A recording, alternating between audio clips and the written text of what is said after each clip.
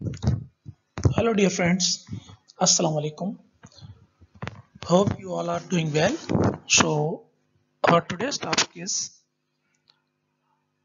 reproductive endocrinology. Let's start.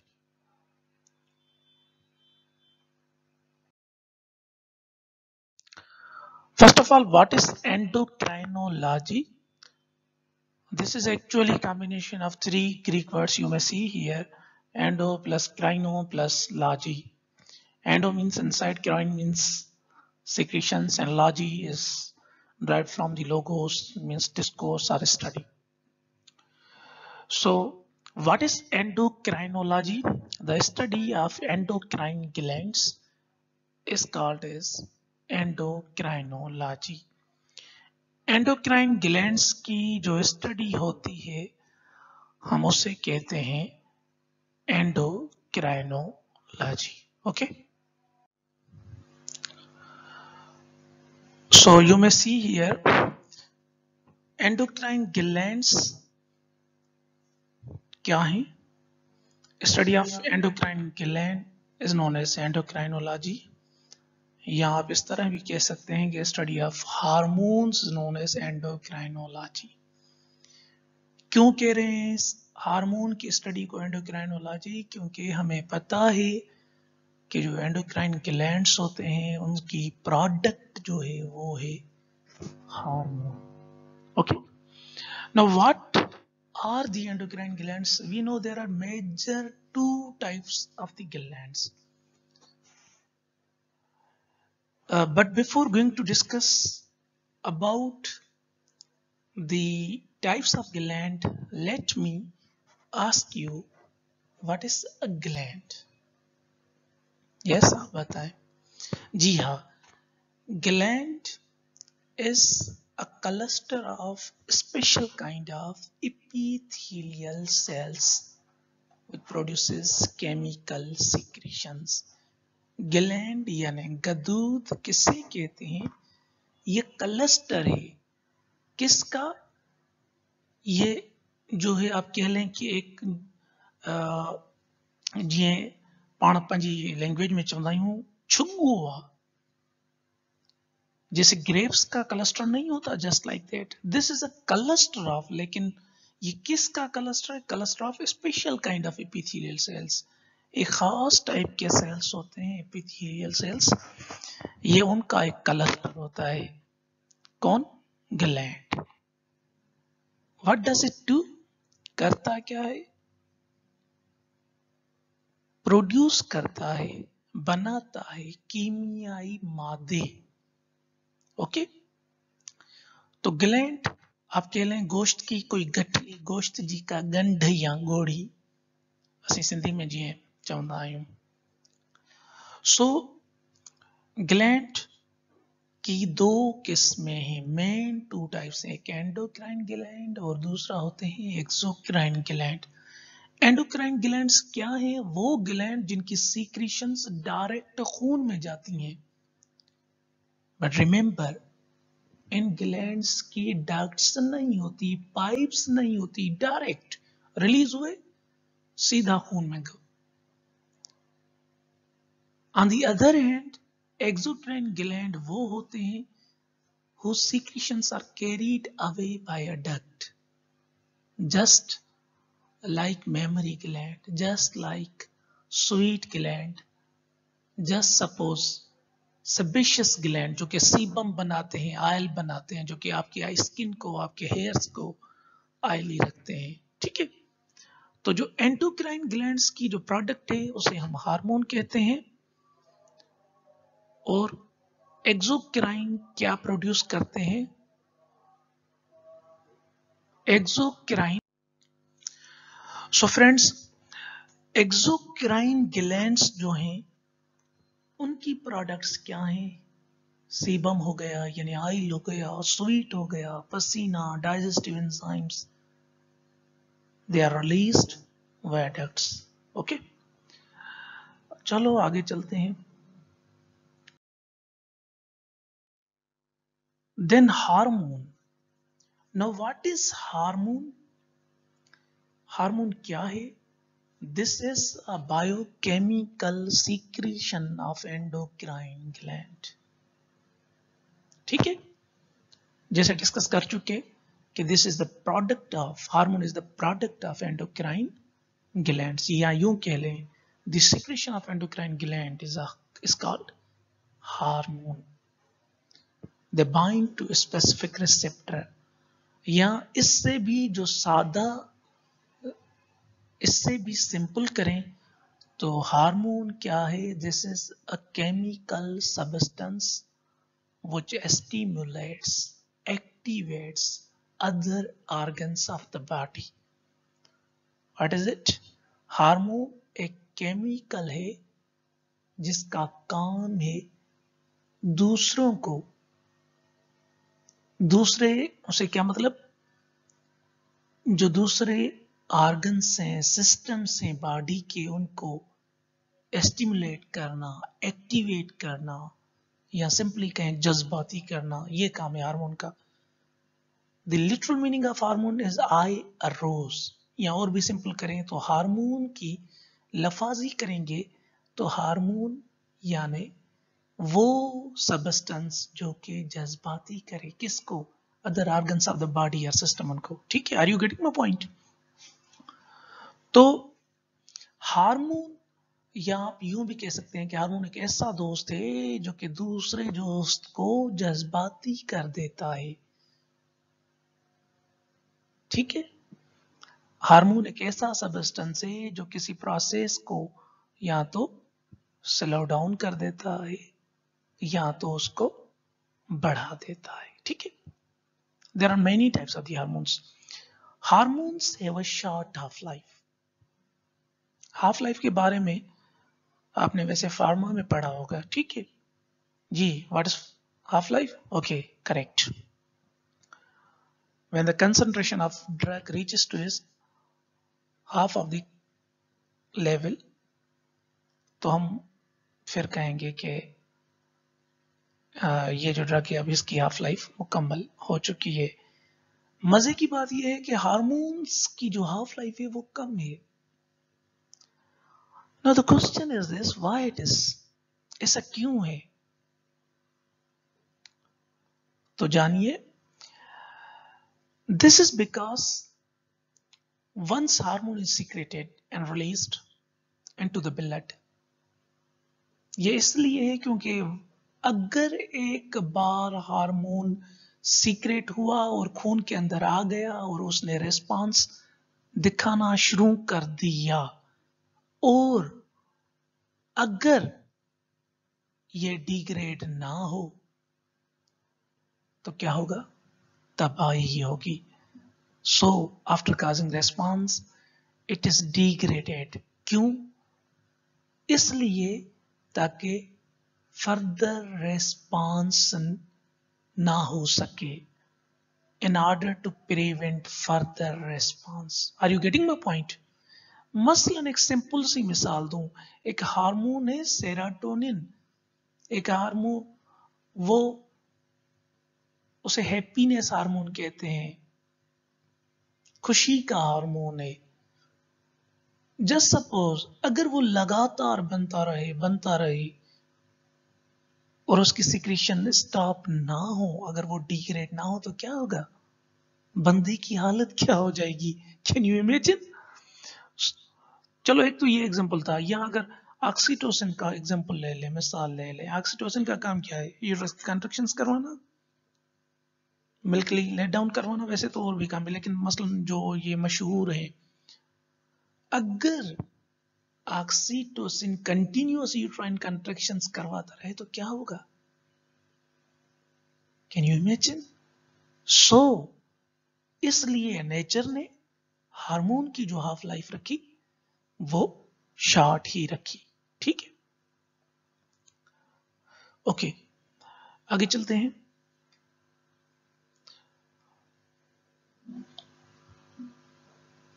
Now there is a system, जैसे कहते हैं फीडबैक सिस्टम, वही है जो कि इन सारे हार्मोन्स को, क्योंकि यहां पर हम रिप्रोडक्टिव हार्मोन्स की बात कर रहे हैं तो उनकी बात करेंगे, कि feedback system is the major controller of reproductive hormones. Okay, यानी कोई तो है जो इनको कंट्रोल में लाता है, और वो कौन है? That is the feedback system. Let's discuss about this कि ये यहाँ पर आप ये जो देख रहे हैं, एक्चुअली ये मैंने यहाँ पर इसलिए तस्वीर दी है ताकि आपको बता सकूं कि there are 4 types of the hormones जो कि हैप्पीनेस हार्मोन कहलाते हैं। कौन से? Yes, correct, serotonin, oxytocin, dopamine and endorphin. जब कोई एक्सरसाइज बंदा करता है तो उसे पेन होता है, तो उस पेन से निजात पाने के लिए, उस तकलीफ से निजात पाने के लिए एंडोर्फिन रिलीज होता है उसकी बॉडी में, that acts like a pain killer. समझ रहे हैं बात को? तो 4 हार्मोन्स हैं जो कि हैप्पी हार्मोन कहलाते हैं। ठीक है, आगे डिस्कस करेंगे, टाइम मिला तो आगे चलते हैं। हम बात कर रहे थे फीडबैक सिस्टम की। तो फीडबैक सिस्टम क्या है?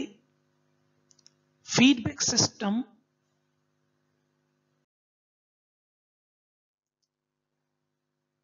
इस, या आप कह लें फीडबैक मैकेनिज्म कह लें, this is the mechanism through which the balance of hormone in the blood or body is maintained। समझ रहे हैं बात को? फीडबैक सिस्टम एक ऐसा मैकेनिज्म है, ये फीडबैक मैकेनिज्म जो मेंटेन रखता है बैलेंस, किसका? हार्मोन्स का। बैलेंस में रहें, ज्यादा ना हो, कम ना हो, ब्लड के अंदर या खून या बॉडी के अंदर। तो वो मैकेनिज्म जो कि बैलेंस मेंटेन रखे हार्मोन्स का ब्लड के अंदर, खून के अंदर या जिस्म के अंदर, तो हम उस मैकेनिज्म को, उस सिस्टम को कहते हैं फीडबैक। ओके, मसलन if there is an increase or decrease in the concentration of any hormone,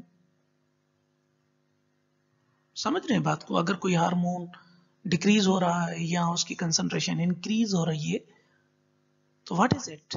this is an stimulus for the secretion of particular hormone to inhibit the hormone secretion.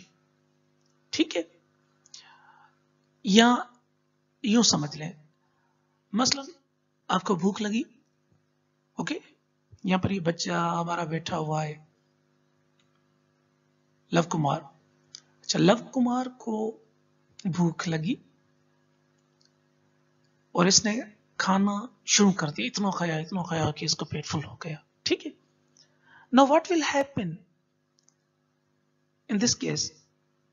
अगर हम scientifically hunger को define करेंगे तो किस तरह करेंगे? What is hunger? Hunger क्या है जी? Hunger is deficiency of glucose in the blood. समझ रहे हैं बात को? Hunger is nothing, this is what, कि जब खून के अंदर ग्लूकोज की कमी हो जाए तो हम उसे कहते हैं हंगर। ओके, अब लव कुमार को भूख लगी, इसने ज्यादा से ज्यादा कार्बोहाइड्रेट रिच फूड जो है वो इंटेक किया। Now in this case sorry, in this case what will happen? The glucose level in the blood will get increased। okay, अब खून के अंदर जब ग्लूकोज की लेवल बढ़ गई तो अब क्या होगा? Now this is a signal for the pancreas. अब ये जो लव कुमार का पेनक्रियास है, इसको सिग्नल जाएगा और पेनक्रियास कहेगा कि भाई ग्लूकोज की लेवल तो बहुत बढ़ चुकी है खून के अंदर, अब इंसुलिन बनाओ। पेनक्रियास ने इंसुलिन रिलीज की, इंसुलिन गई, insulin will signal the cells to take up the glucose. Insulin ने सेल्स को सिग्नल्स दिए कि जल्दी करो जल्दी करो, ये खून में से ग्लूकोज ले लो, okay. Hence the glucose level will get decline in the blood. तो अब क्या होगा, ग्लूकोज की लेवल जो बढ़ी हुई थी लव कुमार के खून के अंदर, अब वो कम होना शुरू हो गई। Now just imagine if the insulin persists or if the insulin is still present in the blood, अब ग्लूकोज की लेवल भी कम हो चुकी है लेकिन फिर भी इंसुलिन वहां पर रही, तो क्या होगा जी? Yes correct. Then more and more glucose will be transported inside the cell. ज्यादा से ज्यादा ग्लूकोज सेल में जाएगा और ब्लड में क्या हो जाएगा? ब्लड के अंदर, खून के अंदर कहत आ जाएगी, कमी, स्कार्सिटी किसकी? ग्लूकोज की। समझ रहे हैं बात को? So in order to prevent this, इससे बचने के लिए क्या नेचर ने क्या किया? नेचर ने फीडबैक सिस्टम दिया, लेकिन कौन सा? नेगेटिव। अब नेगेटिव फीडबैक सिस्टम जनरेट होगा, नेगेटिव फीडबैक जनरेट होगा। Why? Due to low glucose level in the blood. And negative feedback system ने जनरेट होते ही क्या करना है? It will inhibit the insulin secretion. ये जो इंसुलिन की सीक्रेशन है ये उसको रोक देगा इन द ब्लड, क्योंकि इंसुलिन अब रुक जा, अब तेरी और ज्यादा जरूरत नहीं। ठीक है भाई? Is it okay? चलो आगे देखते हैं। Now there are two types of the feedback system. कौन से? एक पॉजिटिव, दूसरा नेगेटिव। जैसे दुनिया में होते हैं ना, अच्छे लोग भी हैं, बुरे लोग भी हैं, आपको आगे लेकर जाने वाले भी हैं, तो आपको पीछे दौड़ाने वाले भी हैं। तो same is the case here. एक पॉजिटिव फीडबैक है, दूसरा नेगेटिव, क्योंकि नाम खुद बता रहे हैं। वो वेव्स वालों की फ्रीजर होती थी ना, उसमें लिखा होता नाम ही काफी है। तो पॉजिटिव फीडबैक क्या करेगा? It will stimulate GnRH. इसका काम क्या है? स्टिमुलेशन। और नेगेटिव का बिल्कुल इसके अपोजिट, यानी suppression of the GnRH neurons. Okay.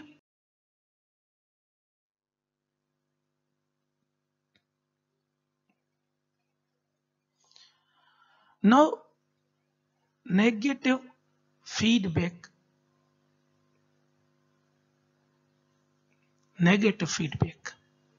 आइए डिटेल में इसको डिस्कस करते हैं। Negative feedback controls the secretion of GnRH. Negative feedback किसकी सीक्रेशंस को कंट्रोल करता है? GnRH. What does it mean? It means this controls the secretion of gonadotrophins. अब गोनेडोट्रोफिन हार्मोन कौन से हैं? दो हैं, एक एफएसएच और दूसरा करेक्ट एलएच। तो नेगेटिव फीडबैक कंट्रोल करता है गोनेडोट्रोपिन रिलीजिंग हार्मोन को। And gonadotropin releasing hormone, gonadotropin releasing hormone वो क्या करता है? That controls the secretion of gonadotropins. और गोनेडोट्रोपिन्स मेन दो हैं, वो कौन कौन से? एक एफएसएच, दूसरा LH. Okay, these are the main gonadotropins. Maslan, if progesterone inhibits GnRH neurons, यानी कैसे? प्रोजेस्टेरोन की लेवल बढ़ रही है, समझिएगा। अब प्रोजेस्टेरोन की लेवल बढ़ रही है, इसका क्या मतलब है? Now this is the signal for the GnRH। अब प्रोजेस्टेरोन बढ़ेगा तो GnRH की लेवल कम होगी। समझ रहे हैं बात को? यानी प्रोजेस्टेरोन स्ट्रांगली इनहिबिट करता है GnRH को। इनहिबिट करता है मींस नेगेटिव फीडबैक। रिमेंबर करें, थोड़ा रिकॉल करें, हमने डिस्कस किया ना कि positive feedback stimulation of GnRH, okay, negative feedback suppression of GnRH, inhibition भी आप कह सकते हैं। तो प्रोजेस्टेरोन इनहिबिट कर रहा है जीएनआरएच न्यूरॉन को, ठीक है। प्रोजेस्टेरोन इंक्रीज होगा, जीएनआरएच की लेवल डिक्लाइन होगी। यहां पर आप एरो ये देख सकते हैं। Now when GnRH is declined, तो यहां पर हम डिस्कस कर चुके कि GnRH controls the secretion of gonadotropins, यानी अगर जीएनआरएच की लेवल कम हो रही है तो it results in the decline of FSH and LH. तो नतीजतन क्या होगा, follicular stimulating hormone and luteinising hormone, इनकी लेवल भी गिरनी शुरू हो जाएगी, यानी भाई ये घटवा, then results incomplete follicular development. इससे क्या होगा, जो फॉलिकल्स की डेवलपमेंट है वो रुक जाएगी, बिकॉज वी नो कि FSH and LH both are necessary for the follicular development. Is it okay? आगे चलते हैं।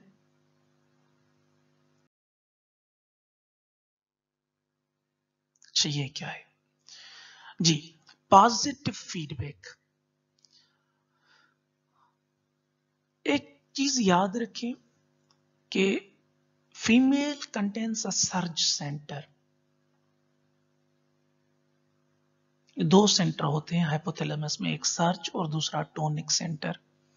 तो फीमेल के पास जो सर्ज सेंटर होता है, that is responsible for, surge means increase, surge centre है तो ये क्या करेगा, this is responsible for the secreting large quantity of GnRH।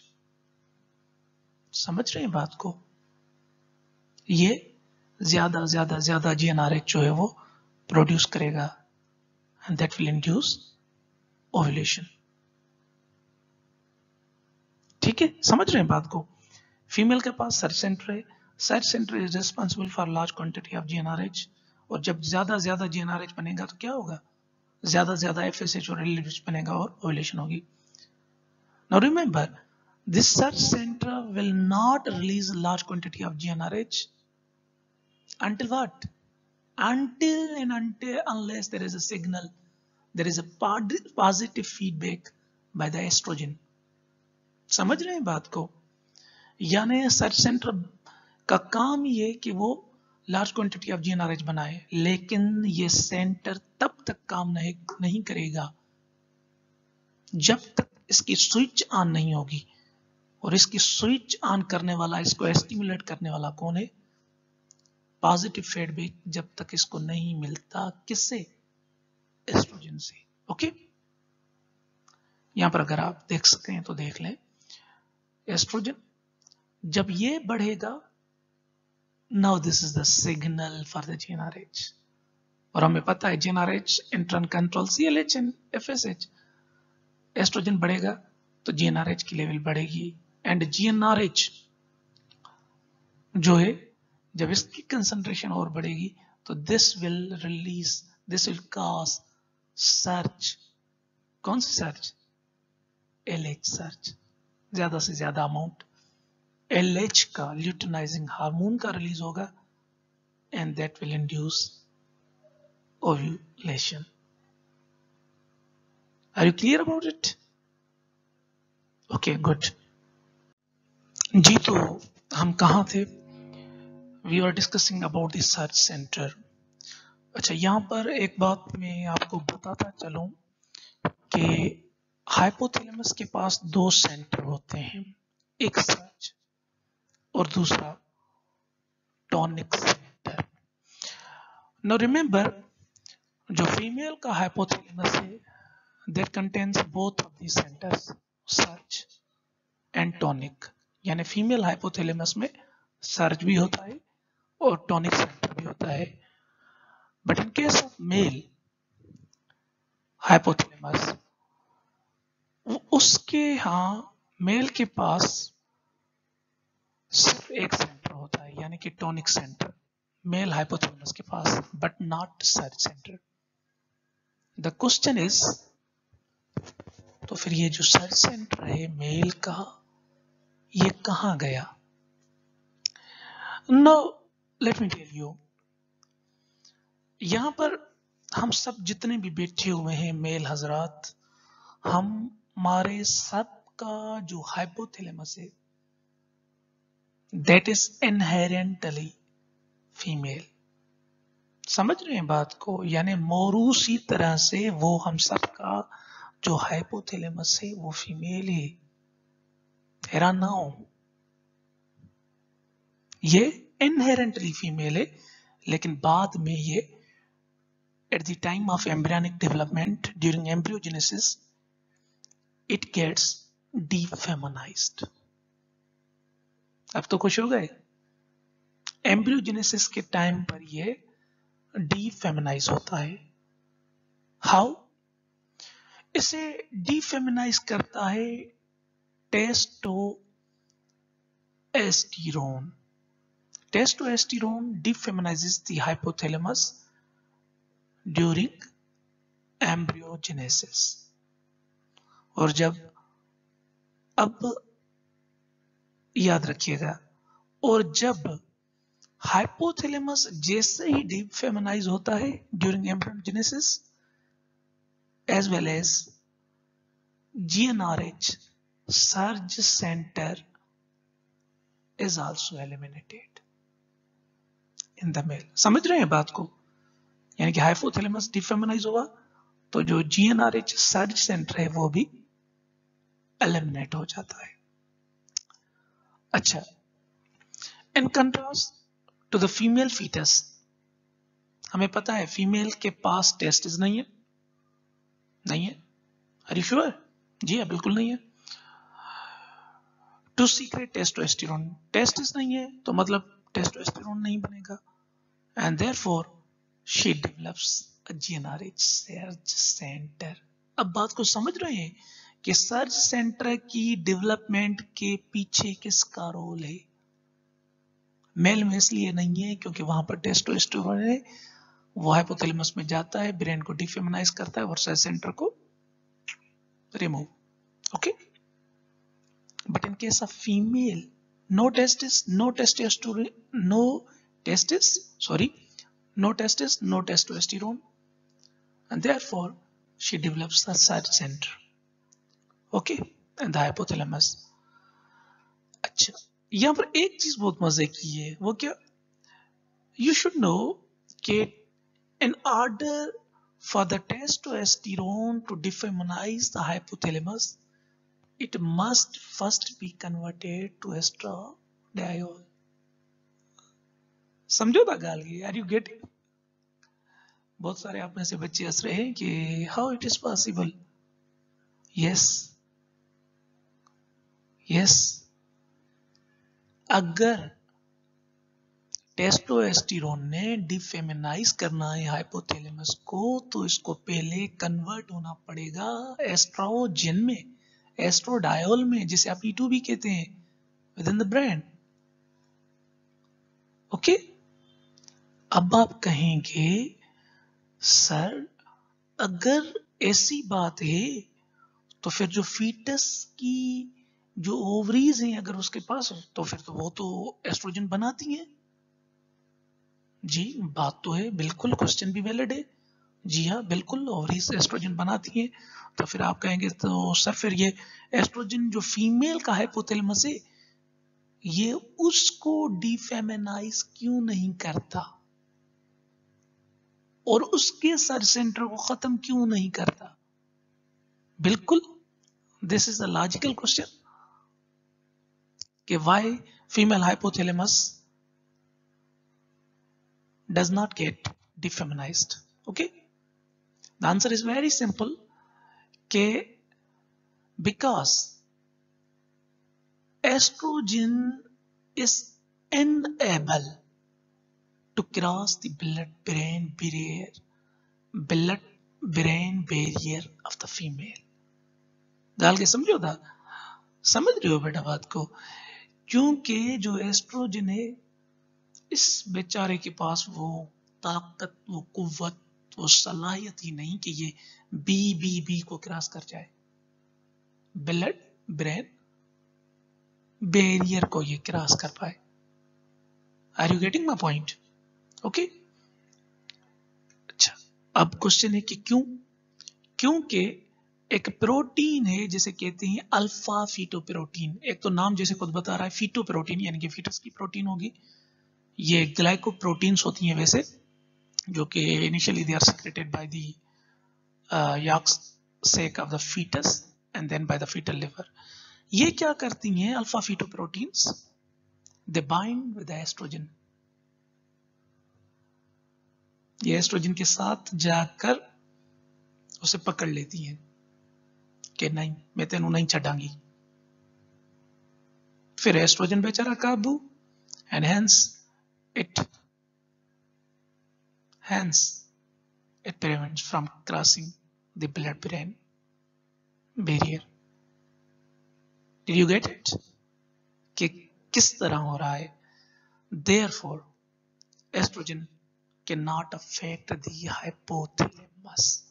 इसलिए जो एस्ट्रोजन है वो हाइपोथैलेमस को अफेक्ट नहीं करता। और ये जो वैसे ये फीटोप्रोटीन्स जो है इनका काम होता है blood osmotic regulation, and they act as a carrier of fatty acid। Fatty acid के कैरियर वाला काम करती है। समझ रहे हैं बात को कि वहां पर टेस्टोस्टेरोन, क्योंकि टेस्टोस्टेरोन को कोई रोक नहीं रहा। Alpha fetoproteins they does not bind to the testosterone, sorry, वो उसको नहीं रोकती, लेकिन they can bind with the estrogen। लेकिन वो एस्ट्रोजन के लिए पुलिस वाला काम करती हैं, उसको पकड़ लेती हैं कि नहीं नहीं मैं तेनू नहीं चढ़ांगी। और फिर एस्ट्रोजन फीमेल के अंदर वो क्रॉस नहीं कर पाता ब्लड ब्रेन बैरियर को, और जब वो ब्रेन तक पहुंचेगा ही नहीं तो हाइपोथैलेमस को डिफेमिनाइज कहां से करेगा? और हाइपोथैलेमस डिफेमिनाइज नहीं होगा तो क्या नहीं होगा? एग्जैक्टली करेक्ट, शाबाश। सर्च सेंटर एलिमिनेट नहीं होगा। हैंस फीमेल के पास दोनों सेंटर हैं। कौन से? सर्ज भी और tonic, but man have only one. Okay, तो सर्च सेंटर बेसिकली करता क्या है? Search centre is responsible for secreting large quantity, much and more quantity of GnRH। और जब GnRH ज्यादा से ज्यादा बनेगा तो वी नो कि LH सर्च प्रोड्यूस होगी, and that results in ovulation. और उससे क्या होगा? ओव्यूलेशन होगी। Okay, now let me show you this slide. These are the endocrine glands of the body। ये एंडोक्राइन ग्लैंड्स हैं बॉडी के। 9 है। Pituitary, thyroid, parathyroid, adrenal, pancreas, ovaries, testis, pineal and thymus gland। Okay, 9 ductless glands।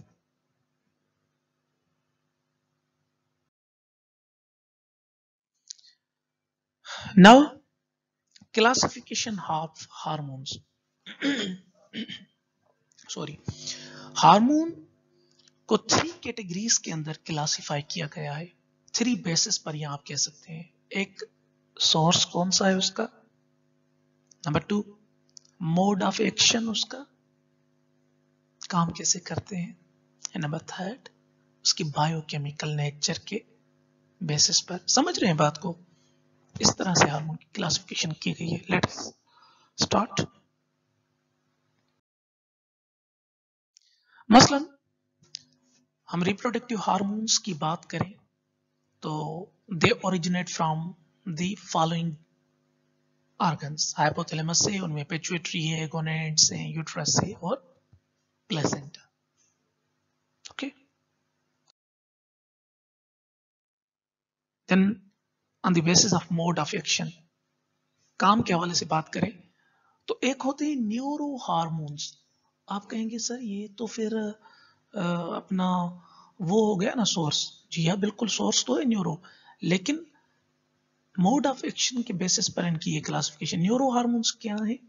वो hormone से जो कि neuron secret करते हैं, न्यूरॉन्स ने बनाए, खून में ये आए, डायरेक्ट खून में आए, क्योंकि we know hormones directly blood में आते हैं, they are the secretion of endocrine glands and they will cause the response in target tissues. Okay, for example oxytocin.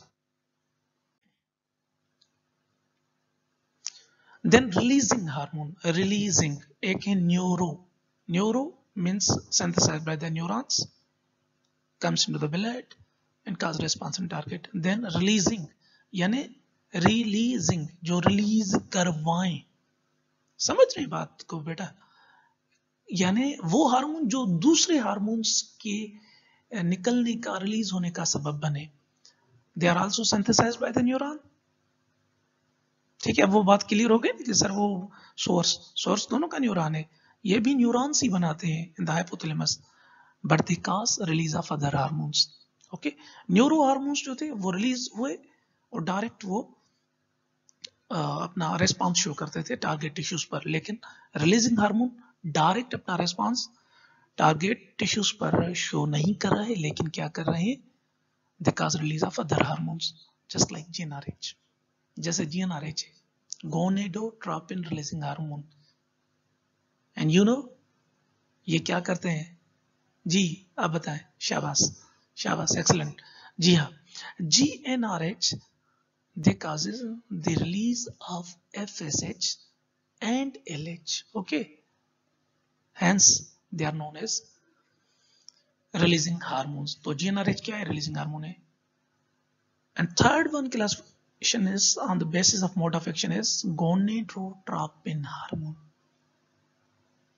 यानी वो जो कि released हो by the gonadotropin cells of the anterior lobe and stimulate gonads.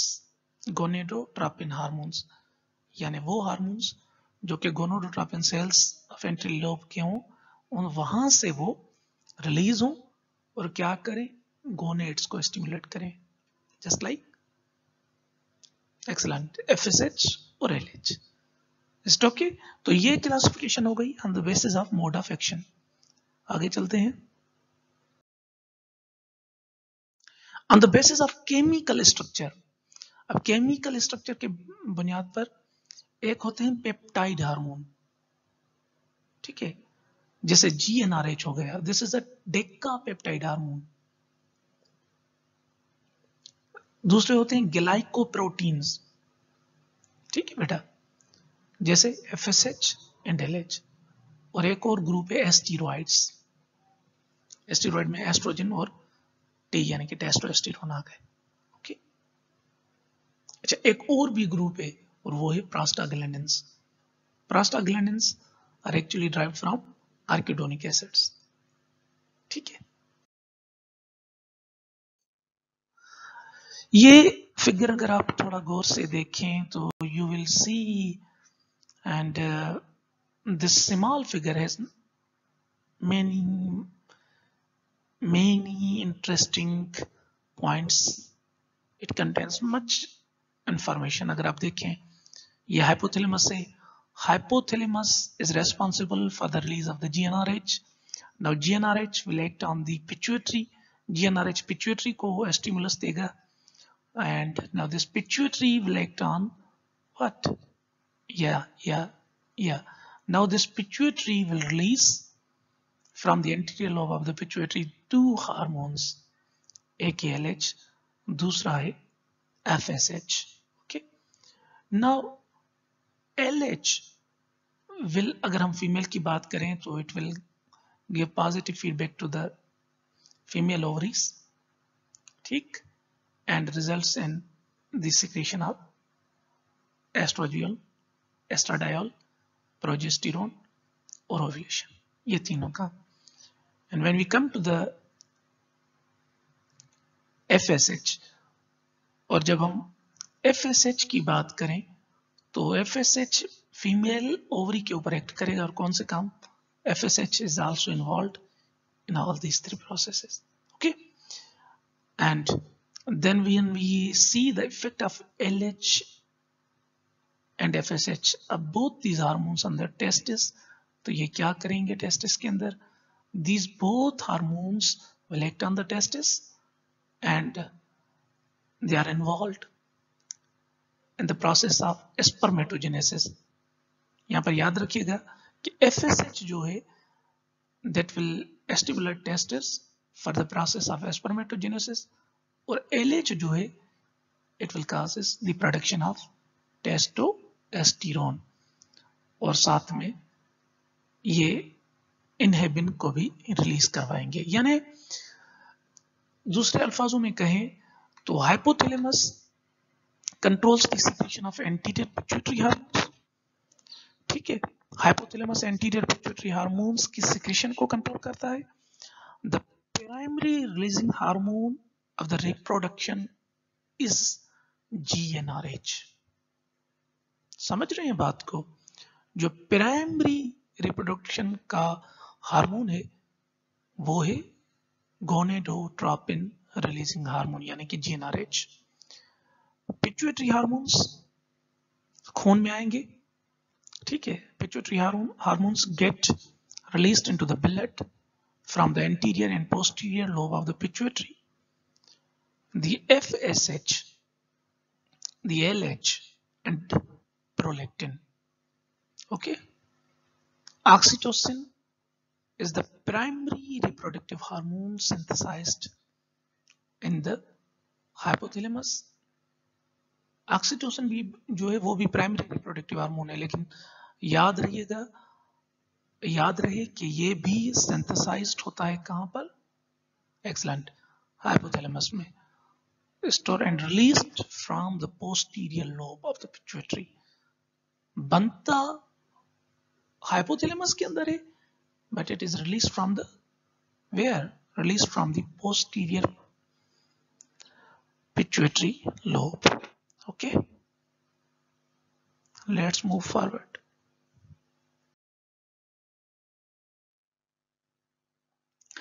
आइए अब इनको one by one discuss करते हैं, जो इंपॉर्टेंट रिप्रोडक्टिव हार्मोन्स हैं उनको। First of all there is GnRH यानी गोनेडोट्रोपिन रिलीजिंग हार्मोन। क्या जी? तो दोस्तों GnRH यानी gonadotropin releasing hormone, let's discuss this. It is a mother reproductive hormone that is secreted by the hypothalamus. इसे mother, अच्छा यहाँ पर मदर रिप्रोडक्टिव हार्मोन का वर्ड आया तो आप मेरे ख्याल में समझ गए होंगे कि इस हार्मोन का कितना बड़ा रोल है। मदर रिप्रोडक्टिव हार्मोन इसलिए भी कह रहे हैं क्योंकि यही है जो दूसरे हार्मोन्स के रिलीज होने का सबब बनता है, यही वो हार्मोन है। It controls the release of FSH and LH from the anterior lobe of the pituitary. Okay, एक काम ये। Now what about its clinical usage? Let's see. Number 1 पे आप देख सकते हैं, this is used for the treatment of follicular cyst, acyclicity यानी वो जानवर जो कि साइक्लिक नहीं है, मीन्स वो जानवर जिनके पास फंक्शनल कार्पस ल्यूटम नहीं है, और वो जानवर जो कि रेगुलर ईस्टर साइकिल में नहीं आ रहे, तो उनके अंदर भी आप यूज कर सकते हैं। An ovulation as well as it improves the conception rate if given at the time of artificial insemination and improves the pregnancy rate if given at 10 to 12 days post AI. What does it mean? अच्छा, यहाँ पर एक चीज मैं समझाना चाहूंगा, please गौर कीजिएगा। बेटा होता क्या है कि अगर ओवरी के ऊपर फॉलिकल है तो क्या होगा? या correct, there will be increased estrogen level. Now when estrogen level is increased, now this is an stimulus for whom? For the GnRH. Now in this case LH will get released upon GnRH stimulation. यानी कौन सा case है? Ovary के ऊपर follicle है, follicle है, follicle अगर ovary के ऊपर होगी तो ज्यादा से ज्यादा एस्ट्रोजन बनेगा। अब जब ये वाली कंडीशन होगी तो GnRH के स्टिमुलेशन पर ल्यूटिनाइजिंग हार्मोन बनेगा। थोड़ा समझने की कोशिश कीजिएगा। Now the second thing is, imagine there is no follicle on the ovary. Ovary के ऊपर कोई फॉलिकल नहीं है तो क्या होगा? एस्ट्रोजन की डिक्लाइन होगी या इंक्रीज होगा एस्ट्रोजन? शाबाश, एक्सीलेंट। एस्ट्रोजन कम पैदा होगा, decline in estrogen. Now what will happen? Now in this case जब फॉलिकल नहीं है ओवरी के ऊपर और एस्ट्रोजन कम बन रहा है तो GnRH के स्टिमुलस पर, now upon GnRH stimulation FSH will be released। समझ रहे हैं बात को? वहां पर फॉलिकल था तो LH बन रहा था, फॉलिकल्स थी। अब चूंकि फॉलिकल ही नहीं है तो GnRH स्टिमुलेट करेगा, तो GnRH के स्टिमुलस पर सबसे पहले FSH रिलीज होगा। क्यों? क्योंकि हमें पता है कि ओवरी के ऊपर फॉलिकल्स नहीं है और फॉलिकुलर डेवलपमेंट के लिए FSH का होना लाजमी है। तो इन this case upon GnRH stimulation FSH will get released. So if you want to improve the conception rate, अब हम इस चीज पर आते हैं जो हम बात कर रहे थे ना कि if you want to improve the conception rate, then give what? Give the GnRH at the time of AI. अब पूछेंगे सर अगर हम AI के टाइम पर GnRH देंगे तो ऐसा क्या करेगा GnRH? Yes, good question. GnRH का सिंगल शॉट अगर हम AI के टाइम पर देंगे तो it will causes release of LH surge. ये LH सर्ज यानी कि significant of amount of LH will be released. और हमें पता है अगर ओव्यूलेशन नहीं हुई और ज्यादा से ज्यादा LH बना है तो it will cause release of, it will cause what? It will cause release of ova, यानी ये ओव्यूलेशन करवाएगा। Are you getting my point? समझ रहे हैं बात को कि अगर हम at the time of AI अगर सिंगल शॉट ऑफ GnRH दें और अगर हमें पता नहीं कि ओव्यूलेशन हुई है या नहीं हुई, या हुई भी है तो हमने एहतियातन दे दिया, तो क्या होगा? It will cause release of LH search और ओव्यूलेशन होगी eight the time of AI। अगर ओव्यूलेशन नहीं हुई तो it will improve the conception rate. Now the second point थी कि ये प्रेगनेंसी रेट को भी इंप्रूव करता है। अच्छा, वो किस तरह? जी, वो इस तरह कि अगर हम 10 से 12 दिनों के बाद AI के बाद हम देंगे GnRH तो क्या होगा? तो it will cause release of LH, तो भी LH ही बनेगा, लेकिन now the action of LH is different. लेकिन यहां पर LH का जो काम होगा वो डिफरेंट होगा। वो कैसे? अब यहां पर इन केस ऑफ प्रेगनेंसी यानी कि 10 से 12 दिनों के बाद in order to improve the pregnancy rate, ये कैसे इंप्रूव करेगा? अब हमने GnRH दिया, चलो उसने LH तो रिलीज करवाया, लेकिन अब वाला जो LH है वो क्या करेगा? It will act on the luteal cells of the CL। Corpus luteum के जो ल्यूटियल सेल्स हैं ये उन पर अपना काम दिखाएगा और उनको स्टिमुलेट करेगा, ठीक है। और जब CL स्टिमुलेट होगा, CL की एक्टिविटी जो है वो स्टिमुलेट होगी, तो क्या होगा? That will favour the GnRH, sorry, that will favour the release of progesterone. समझ रहे हैं बात को? तो उस केस में प्रोजेस्टेरोन जो है वो ज्यादा से ज्यादा बनेगा, और जब प्रोजेस्टेरोन बनेगा ज्यादा से ज्यादा तो क्या होगा? Yes, pregnancy will be maintained. तो प्रेगनेंसी मेंटेन रहेगी क्योंकि we know progesterone is a pregnancy hormone. तो बात क्लियर हुई कि अगर कि अगर कंसेप्शन रेट को इंप्रूव करवाना है तो at the time of AI हमने देना है जीएनआरएच, और अगर प्रेगनेंसी रेट को इंप्रूव करवाना है तो 10 से 12 दिनों, एआई के 10 से 12 दिनों के बाद हमने देना है। ओके, आगे चलते हैं। एक और चीज है ईस्ट्रस सिंक्रोनाइजेशन,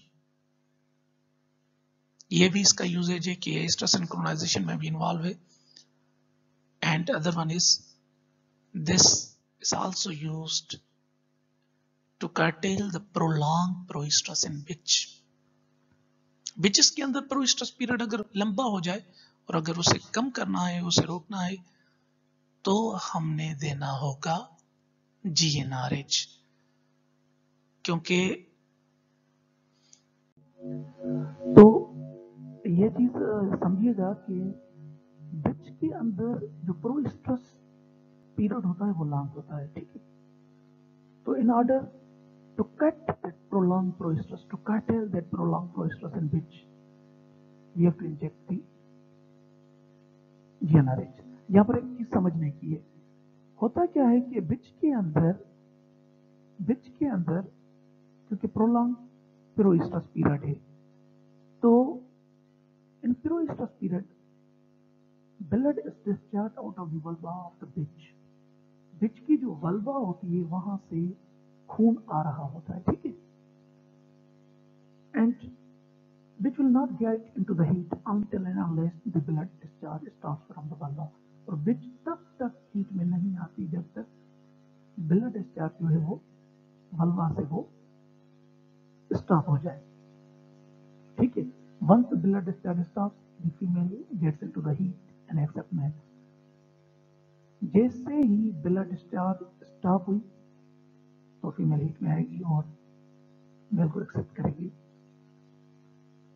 और यू मस्ट नो कि बिच का जो प्रोइस्ट्रस पीरियड है वो तकरीबन 10 से 12 दिनों का होता है, ठीक है।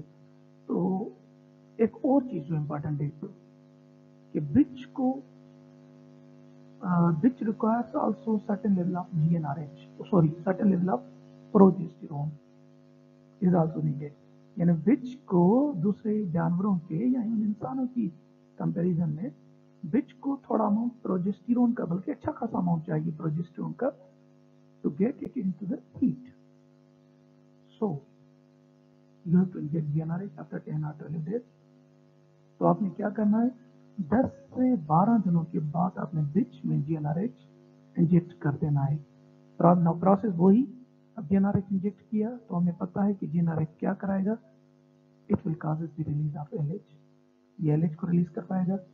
एंड हमें पता है LH will act ultimately on the luteal cells, LH will luteinize the follicular cells and it starts releasing progesterone. यानी कि एलएच जो है वो दूसरे अल्फाजों में कहें कि एलएच कार्पस ल्यूटम को बनाएगा, एंड कार्पस ल्यूटम यानी कि CL will start releasing normal progesterone. अच्छा, यहाँ पर एक चीज बहुत इंटरेस्टिंग है कि नॉर्मली जो ल्यूटिनाइजेशन है, समझिएगा, normally luteinization begins before ovulation in case of bitch. समझ रहे हैं बात को कि बिच वाले केस में जो ल्यूटिनाइजेशन होती है यानी कि सीएल का बनना होता है वो ओव्यूलेशन से पहले होता है, याद रहेगा। Okay, great. नाउ लेट्स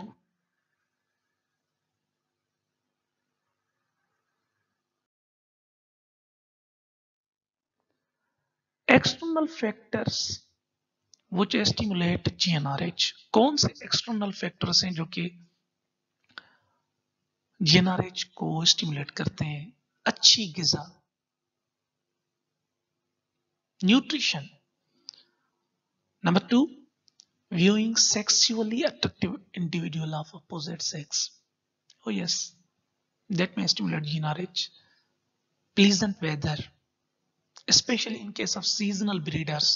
अगर सीजनल ब्रीडर्स हैं तो उनमें मसलन लॉन्ग डे जो है वो फेवरेबल होता है फॉर द मेयर और short day is favourable for the sheep. Okay, then favourable, comfortable and stress free environment. Stress नहीं देना, ठीक है, मोहसिन सफा तो जड़वा। ओके, आगे चलते हैं।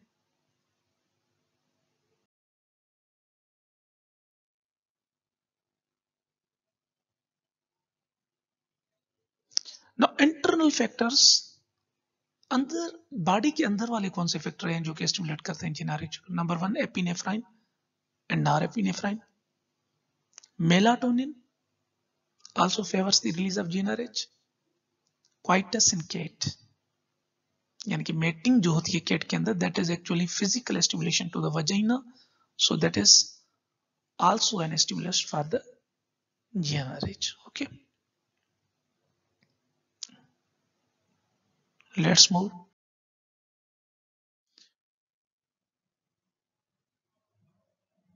अच्छा, internal factors which stimulate GnRH: decreasing progesterone, increasing estrogen in a cyclic in female. समझ रहे हैं? अगर प्रोजेस्टेरोन कम हो रहा है तो वो भी स्टिमुलेट करेगा GnRH को, और एस्ट्रोजन बढ़ रहा है तो वो भी स्टिमुलेट करेगा GnRH को। लेकिन याद रहे, इन असाइक्लिक फीमेल्स, यानी जो साइक्लिक नहीं है। Sight and hearing of sexually attractive individual, especially for the male. Pheromones, they also favor the release of GnRH. Okay.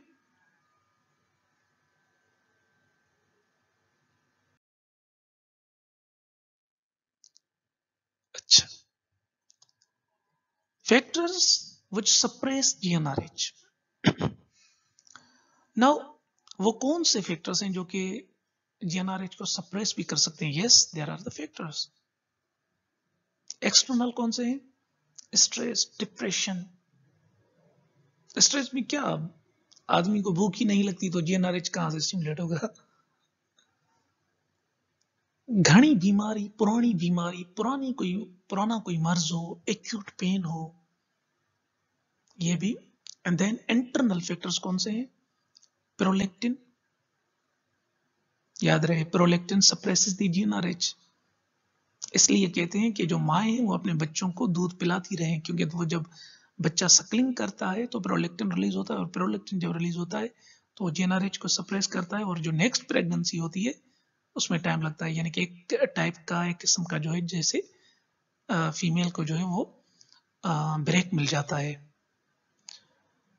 Again, increasing progesterone and low estrogen may lead to low GnRH production.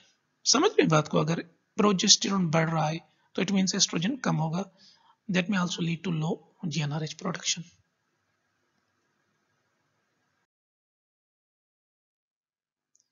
अच्छा, FSH and LH, आपको तो पता है कि ये दोनों hormones हैं, follicles को एक स्टिमुलेट करता है, और दूसरा जो है that causes the ovulation as well as corpus luteum की डेवलपमेंट भी करवाता है, ताकि वो प्रोजेस्टेरोन बच सके। और मेल के अंदर अगर बात करें तो FSH स्टिमुलेट करता है सेरोटोनिन सेल्स को, या तो इसलिए हम इसे कहते हैं की प्लेयर इन स्पर्मेटोजेनेसिस। ठीक है, तो ये जो नर्स सेल्स होते हैं, पढ़ के हैं वैसे हम मेल रिप्रोडक्टिव सिस्टम में, कि ये स्टिमुलेट करता है सेरोटोनिन सेल्स को, nurse cells of the testosterone को, and act as a key player in spermatogenesis. और जब LH की बात करते हैं तो LH causes testosterone secretion in male, और जो LH है वो क्या करवाता है? LH करवाता है टेस्टोस्टेरोन की secretion in case of male. Okay, चलो आगे चलते हैं। Now clinical uses of FSH क्या है? एक तो ये इनफर्टिलिटी के जो प्रॉब्लम्स होते हैं due to failure of follicular growth, follicles की ग्रोथ नहीं हुई, तो हम यूज कर सकते हैं इसको। सुपर ओव्यूलेशन के एक से ज्यादा अंडे हमें चाहिए उसके लिए। LH is use for the treatment of follicular cyst. अगर फॉलिकल्स के ऊपर कोई गठली बनी हुई है, कागोड़ी वगैरह टेला, कोई cyst, blister like structure is known as cyst, तो फॉलिकुलर सिस्ट अगर बनी हुई है तो उसकी ट्रीटमेंट के लिए we may use LH as well as for the treatment of delayed ovulation. अगर ओव्यूलेशन जो है उसमें देरी हो रही है, ठीक है, तो उस कंडीशन में भी हम इन हार्मोन्स को यूज कर सकते हैं। Prostaglandins, this was first discovered in the seminal plasma of mammalian semen. Mammalian semen के अंदर फर्स्ट टाइम इसको डिस्कवर किया गया था, और साइंटिस्ट ये समझते थे कि this originates from the prostate gland, यानी ये प्रोस्टेट ग्लैंड से जो है ये बिलोंग करता है। Thus these compounds were named prostaglandins। लेकिन आगे चलकर पता चला कि ऐसा नहीं है, because this is derived from the fatty acid and that is mainly from arachidonic acid, that is essential fatty acid। आगे हमें पता चला कि प्रोस्टाग्लैंडिन तो इसमें से ड्राइव किया गया है, ठीक है। This is most ubiquitous and physical active substance in the body, मतलब तकरीबन बॉडी के हर पार्ट में ये आपको मिल सकता है प्रोस्टाग्लैंडिन, ठीक है।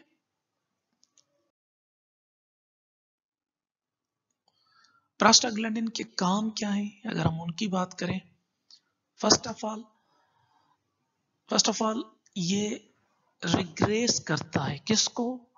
कार्पस ल्यूटम को, ठीक है। साइक्लिक रिग्रेशन ऑफ सीएल कैसे? Due to strong वेसोकंस्ट्रक्शन।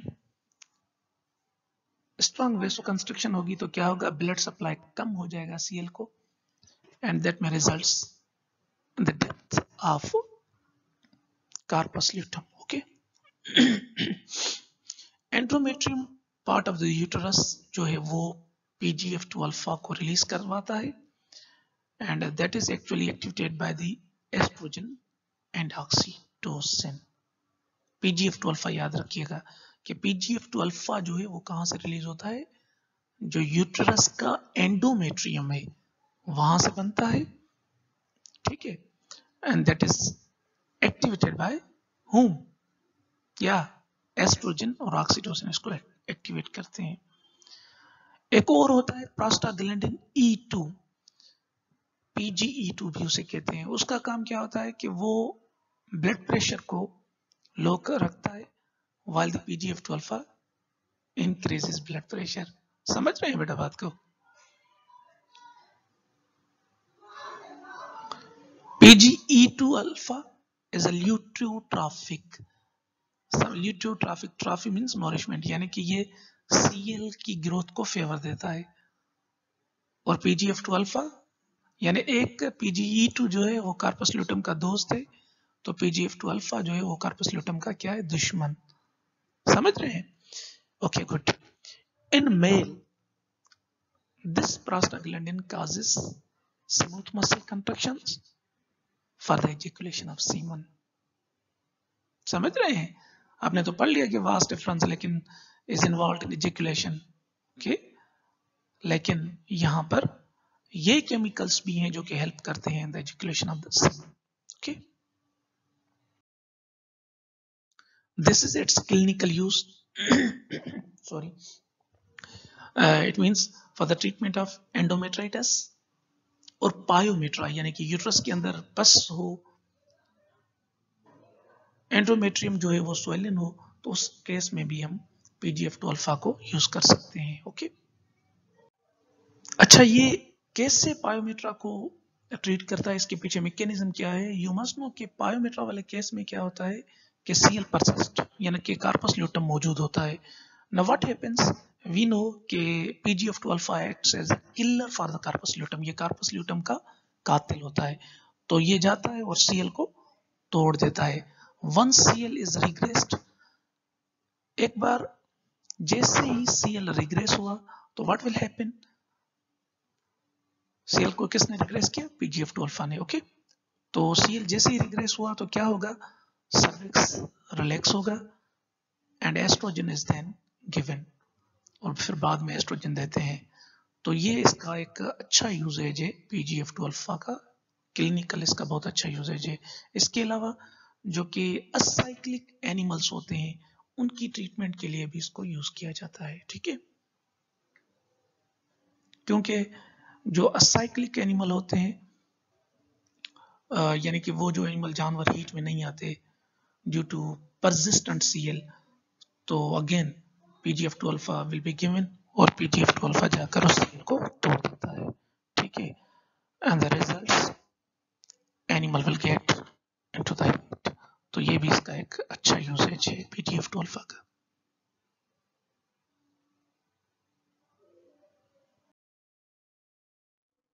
फिर आते हैं भाई हम एस्ट्रोजन पर। Estrogen chemically it is steroid, ठीक है। अच्छा, केमिकली इसकी नेचर क्या है? एस्टेरॉइड नेचर का है ये एस्ट्रोजन। रिमेंबर, जितने भी एस्टेरॉइड हार्मोन्स हैं they all are derived from the cholesterol, okay. Source क्या है इसका? Graafian follicle of ovary and adrenal cortex. This is responsible for the secondary sex characteristics. This is also produced in brain and adipose tissues. This causes क्या करता है? Release of pre-ovulatory surge of LH. पीछे हम discuss कर चुके कि अगर oestrogen बढ़ेगा तो it will be a stimulus for the GnRH और that will result in the LH surge, ठीक है। उसके साथ साथ it softens the cervix, ठीक है, as well as the most important function, this prime uterus for the oxytocin and PGF2 alpha release, ठीक है। ये यूट्रस के लिए समझेंगे रिसेप्टर्स एक किस्म के बनाता है यूट्रस के अंदर for the oxytocin and PGF2 alpha action, okay.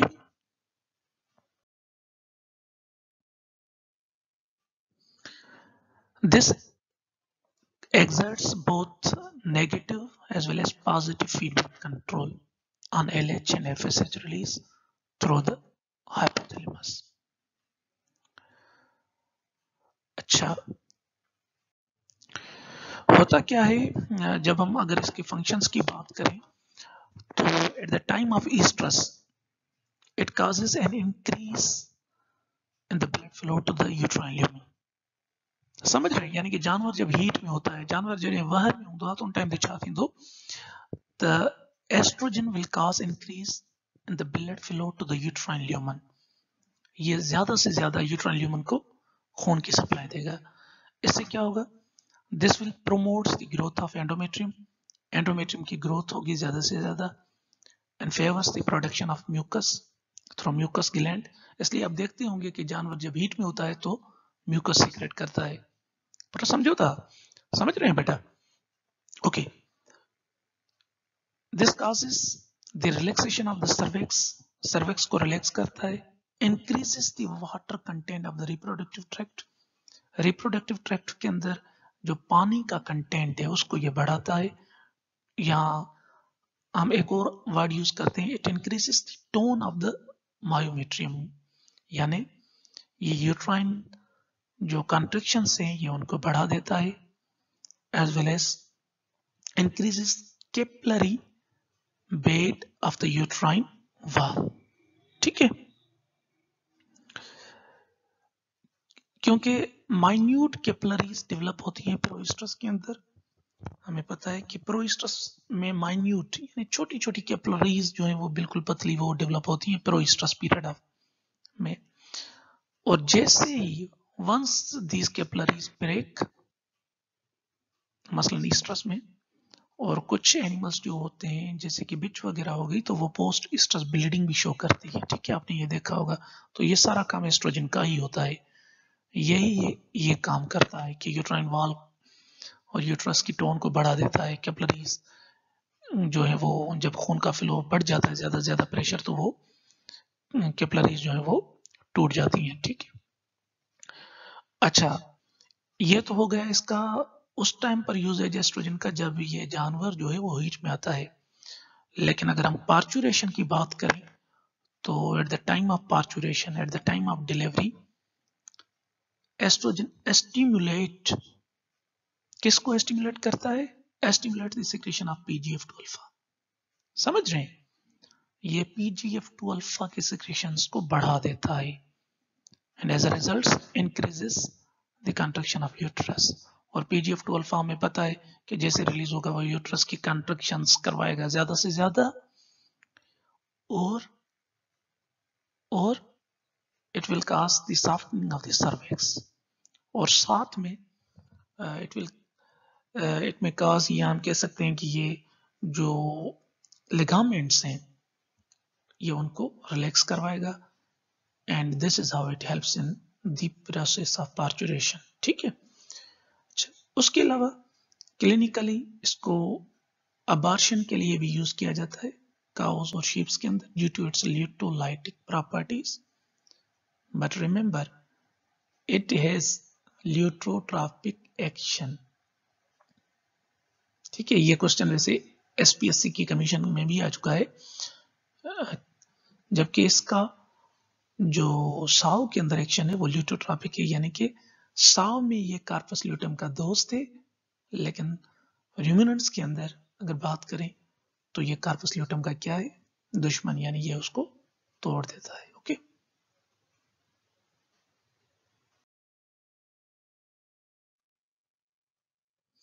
now progesterone. This is also an steroid hormone. Its main source is Cl और दूसरा प्लेसेंटा। इसके मेन सोर्सेज ये दो हैं, यानी कि एक तो Cl से बनाता है और दूसरा इसे प्लेसेंटा बनाता है। ठीक है। Before puberty it comes from the adrenal cortex. Puberty से पहले ये एड्रेनल कॉर्टेक्स में से आता है। Progesterone and estrogen they both are antagonist. समझ रहे हैं बात को? एंटागोनिस्ट यानी कि दोनों का काम अपोजिट है। Progesterone prepares the endometrium for the pregnancy. ये तो आप पढ़ चुके होंगे, इवन फर्स्ट ईयर की बायोलॉजी में भी आपने सुना होगा। ठीक है भाई। It helps in maternal behaviour in female. वो जो माँ वाली खुसूसियात, वो शफकत, वो अपनापन, या आदतें वो जो आती हैं वो सारी आती हैं बिकॉज ऑफ द प्रोजेस्टेरोन। अच्छा, याद रहे कि प्रोजेस्टेरोन यूट्राइन कंट्रैक्शंस को सप्रेस करता है, यानी जिस तरह हमने कहा कि एस्ट्रोजन यूट्राइन कंट्रैक्शंस को बढ़ा देता है तो ये कम कर देता है, and this is how it maintains the pregnancy. समझ रहे हैं? This puts negative effect on the hypothalamus. ये नेगेटिव इफेक्ट डालता है। ठीक है, नेगेटिव फीडबैक भी आप दे सकते हैं कि ये उसको स्टिमुलेट करता है on the hypothalamus and anterior pituitary and does not let the ovulation to occur. और यही वजह है कि जब प्रेग्नेंट होता है जानवर तो ओव्यूलेशन वगैरह कुछ भी नहीं होता, और वो किसकी वजह से? इस प्रोजेस्टेरोन की वजह से, क्योंकि ये नेगेटिव इफेक्ट दे रहा है। In contrast to estrogen, estrogen के मुकाबले में अगर देखें या उसके कंपैरिजन में देखें, that causes the uterine contraction, लेकिन ये क्या करता है? ये यूट्रस की कंट्रैक्शंस को रोक देता है। ठीक है, ओके, गुड।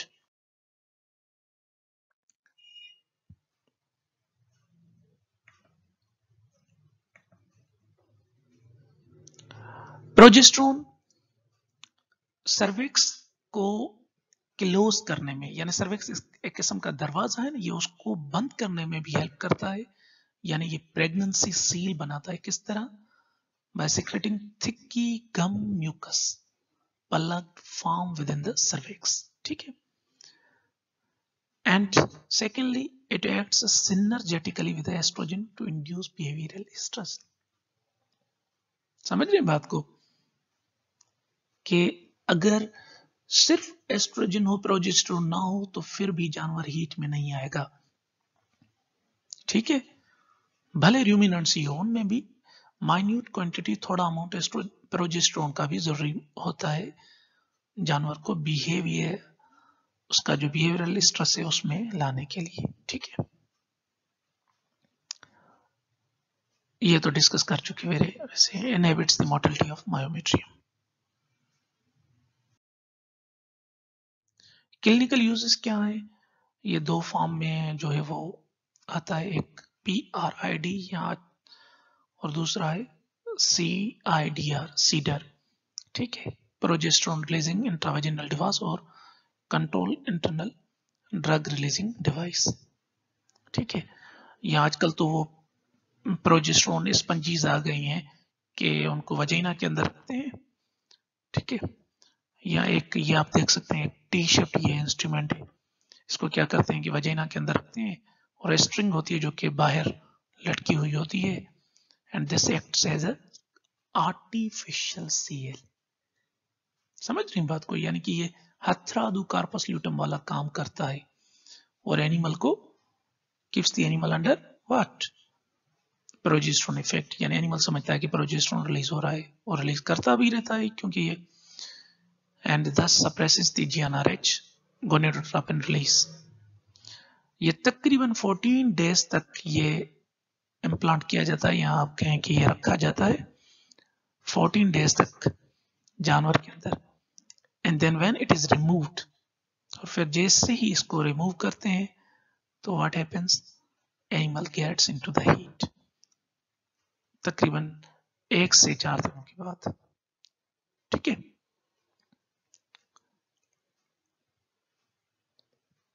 अच्छा आगे चलते हैं। अच्छा, उसके साथ साथ यहाँ पर जैसे PRID दिया हुआ है, तो ये जो ब्रेड के लिए यहाँ progesterone releasing intravaginal device, that also causes, जो है इसका भी वही इफेक्ट है कि यानी कि इसके अंदर भी प्रोजेस्टेरोन ही होता है। ठीक है, अच्छा लेकिन यहाँ पर एक चीज इंपॉर्टेंट है कि इसको जैसे ही आप रिमूव कर रहे हैं तो इसके रिमूव करने से तकरीबन जो है वो 24 घंटे पहले या 12 घंटे 18 घंटे पहले या फौरन बाद आपने क्या करना है? आपने single shot of PGF2 alpha देना है। ठीक है, ये जैसे हम कहते हैं ना कि सोने पे सुहागे वाला काम करेगा, तो यहाँ पर ये CIDR सॉरी PGF2 अल्फा अगर सीडर दिया, CIDR रखा, उसके बाद जैसे ही इसको 10 to 14 डेज के बाद यहाँ PRID को रिमूव किया, तो at the time of removal अगर आपने उसी टाइम पर PGF2 अल्फा इंजेक्ट कर दिया तो क्या होगा? Animal will get into the heat quickly. वैसे ये डिस्कस करेंगे स्ट्रेस सिंक्रोनाइजेशन में, लेकिन यहाँ पर इसका जिक्र आ गया तो इसलिए थोड़ा बता दिया। ठीक है, so let's move forward. Then relaxin, as the name indicates, relax करता है ये। This is secreted by the CL during last term of pregnancy. इसको सीएल सीक्रेट करता है, ठीक है, प्रेगनेंसी के लास्ट ट्रम में। कुछ स्पीशीज के अंदर प्लेसेंटा और uterus they also secret relaxin hormone. काम क्या है वो जो बता चुके, रिलैक्स करना। This is involve in the dilation of the cervix and vagina before parturition. Parturition से पहले ये सर्विक्स और वजाइना को क्या करता है? एक्सीलेंट, डायलेट करता है। Okay, then testosterone.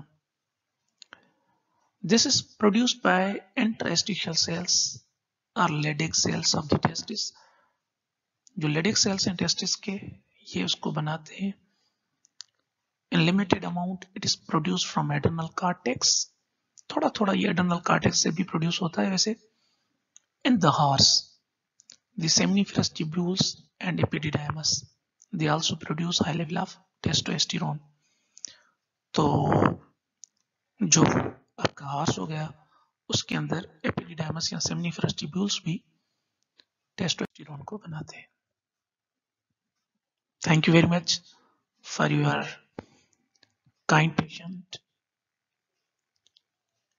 Thank you very much. Again, thank you so much for your kind patience. So now it's time to enjoy. Thank you. Have a good day.